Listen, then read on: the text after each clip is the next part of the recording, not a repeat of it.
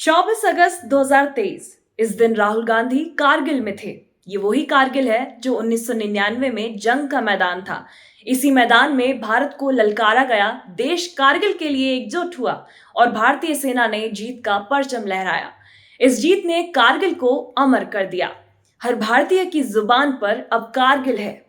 2 दशक बाद जब राहुल गांधी कारगिल पहुंचे तो फिर कारगिल ने सवाल पूछे। ये सवाल कारगिल के लोगों के थे, खास तौर पर मुसलमानों के थे। ये सवाल देश के हर मुसलमान का है, जो उतना ही देशभक्त है जितना कि एक आम हिंदू। लेकिन ये सवाल बहुत जरूरी सवाल है, जो कारगिल से लेकर कन्याकुमारी और पोरबंदर से लेकर कोहिमा में बसे मुसलमानों के सवाल हैं। ये सवाल राहुल गांधी से थे, जिनसे देश को उम्मीदें हैं, और ये सवाल बताते हैं कि मुसलमानों को भी राहुल गांधी से उम्मीदें हैं। तो क्या ये सवाल हैं और क्या है राहुल गांधी के जवाब, आपको बताते हैं। आप देख रहे हैं अनएक्सप्लेनर, मैं हूं शिखा यादव। मंच पर राहुल गांधी हैं। एक नौजवान खड़ा होता है, इंग्लिश में पूछता है, हमारा मुस्लिम होना हमारी पहचान है और हमें इस पर गर्व है। हमें कारगिली होने पर गर्व है, हमें मुस्लिम होने पर गर्व है। हम अपनी पहचान बहुत गर्व से धारण करते हैं। ये हमें जान से प्यारी है। हम देखते हैं कि देश में युवाओं को छोटे छोटे अपराधों के लिए जेल में ठूंस दिया जाता है, भाषण देने के लिए जेल भेज दिया जाता है। हम जानना चाहते हैं कि अगर आप सत्ता में आते हैं तो मौजूदा हालत में भारत के मुसलमान अभी जिन मुश्किलों का सामना कर रहे हैं, उसे बदलने के लिए आप क्या करेंगे। सभा में उपस्थित भीड़ का शोर उस नौजवान के सवाल का समर्थन करता है। नौजवान अपनी बात को आगे बढ़ाता है, हमें अपनी बात रखने के लिए इस तरह का मंच नहीं मिलता है कि हम दिल खोलकर अपनी बात रख सके। ये एक ऐसा मंच है जहां हम बिना शर्मिंदा हुए अपनी बात रख सकते हैं, बिना किसी संकोच के। हमें अपनी समस्याओं के बारे में बात करने से डर लगता है। हम नहीं चाहते कि सरकार द्वारा हमें टारगेट किया जाए। हम नहीं चाहते कि हम सरकारी नौकरियों से वंचित कर दिए जाएं। अगर आप सत्ता में आते हैं तो आप क्या करने वाले हैं? राहुल गांधी जवाब देना शुरू करते हैं, आप सही हैं, भारत में मुसलमानों पर हमले हो रहे हैं। आपकी शिकायत गलत नहीं है, लेकिन आपको समझना होगा कि यहाँ और भी लोग हैं जिन पर हमले हो रहे हैं। आप देखिए कि मणिपुर में आज क्या हो रहा है। पिछले 4 महीनों से मणिपुर जल रहा है।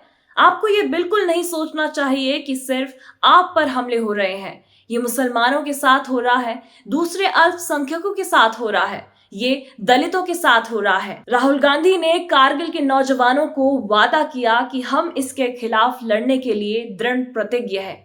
आप जानते हैं कि मैं खुद और कांग्रेस पार्टी इस लड़ाई में सबसे आगे खड़ी है।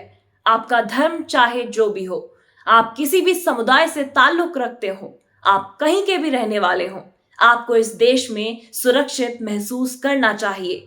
आपको देश के हर कोने में सुरक्षित होना चाहिए। ये भारत का संवैधानिक आधार है। तभी एक नौजवान खड़ा होता है, सीधे सवाल दागता है, क्या आप जेलों में बंद मुस्लिम नौजवानों को रिहा करेंगे? राहुल गांधी जवाब देते हैं, देखिए, हमें कोर्ट के आदेशों का पालन करना होगा। दोस्त, हम देश की कानून व्यवस्था के बाहर जाकर काम नहीं कर सकते। ठीक है, हमें संविधान के अंदर काम करना होगा। मेरे पास और कोई चॉइस नहीं है। अगर सुप्रीम कोर्ट मेरी सांसदी बहाल नहीं करता तो मुझे उनका फैसला मानना पड़ता। एक नेता के तौर पर हमारे पास यही विकल्प है।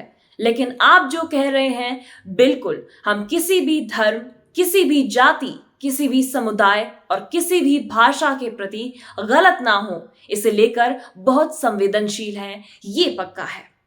अब आप देखिए सोशल मीडिया को। इसी सभा में एक नौजवान जब अपने सांसद का जिक्र करता है कि वो सांसद हमारी बात नहीं करता, तो वो वीडियो वायरल हो जाता है। लेकिन मुसलमानों के सवाल और राहुल गांधी के जवाब का वीडियो वायरल नहीं होता है। ये बेसिक दिक्कत है। आखिर देश की 20% आबादी के सवालों में किसकी दिलचस्पी नहीं है? ऐसी रिपोर्ट आपको गोदी मीडिया में नहीं मिलेगी। राहुल गांधी से कारगिल के मुस्लिम नौजवानों के सवाल और उनके जवाब किसी हिंदी अखबार और चैनल पर नहीं चलेंगे, क्योंकि इस देश में मुसलमानों की आबादी 20% है और आज उन्हें सड़कों पर मारा जा रहा है।